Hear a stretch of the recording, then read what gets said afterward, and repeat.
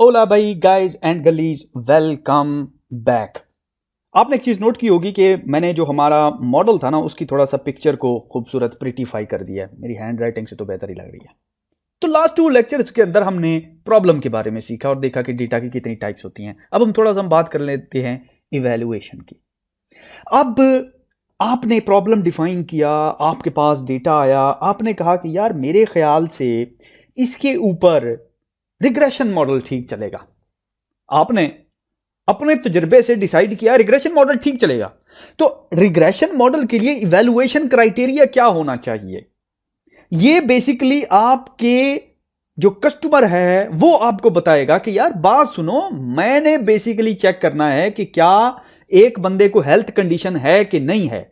अब इमेजिन करें कि हेल्थ कंडीशन के लिए उसको 95% एक्यूरेसी चाहिए।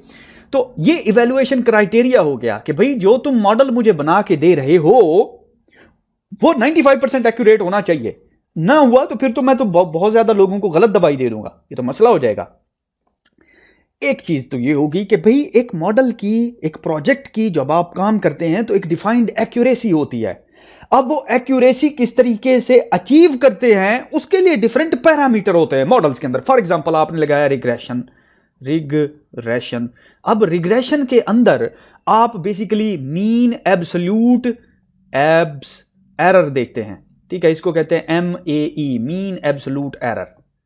इसी तरह एक और होता है mean square error, MSE, mean squared error. ठीक है, इसी तरह एक होता है रूट मीन स्क्वायर एरर। ये चीजें आपने पढ़ी होंगी स्कूल के अंदर।